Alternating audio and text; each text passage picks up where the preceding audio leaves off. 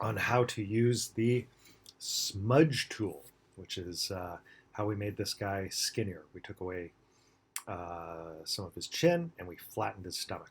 Okay, so I've already uploaded, sorry, I've already put the photo in Photoshop, which I showed you in the first video. We're on the expert tag. Okay, first thing I want to do is make this a little bit bigger so I can work with it, because I'm going to have to do some work that is a little bit more exact. So once again, just click on magnifying glass. It's about as big as I want to go, which is good. I'm going to move his face up here. And now what I'm going to do is I'm going to take away some of his chin so he looks less fat. Okay, the way I do that is I go over here to what is known as my blur tool. Okay, by default, this little raindrop shows that's your blur tool. Okay, you click on that. I don't want the blur tool, I want the smudge tool. I want this little finger, hand with a finger pointing out. I want that one there. Okay, I'm going to change my brush. My brush is way too big to do what I want to do because some of this work is going to be in fine detail. So I'm going to change my brush to around about 10 pixels or so. That looks good. Change it up here as well. I think, oh, that's way too small.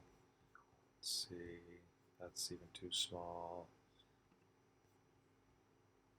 Yeah, that looks good. Okay, so it's a nice enough size brush. Okay, now I've got my smudge tool. And this is what I do. By clicking with my thumb on my trackpad, okay, I get the pixels in the background. That little circle there collects the pixels from that background. And this is what I do. I bring it over and I keep going back and forth, okay, to take the background and put it over this guy's chin, okay? So I'm just going to do a little bit, but as you can see, it's exacting work, okay? Now, if I just try to do it all at once by doing this, okay, it gets a little smudgy. Okay, that's why they call it the smudge tool. So I got to be quite exact with this so that it looks good.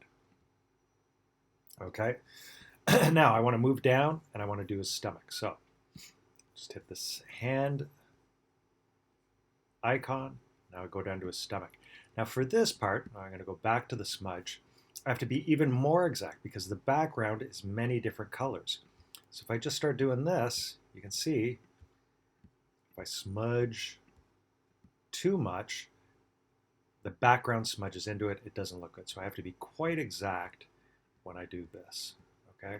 Basically selecting the colors where they are, okay? So once again, if I just do this, I go from down here and I want to try to smudge up here, it doesn't look good. It literally looks like it's smudged. So I want to be very careful and do fine work, okay? And you keep doing that until you basically, the stomach goes away. You've created a line that is probably around about like this, okay?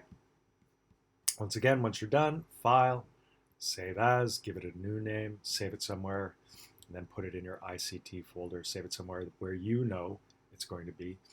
And that is it for the smudge. Okay, see you guys in class.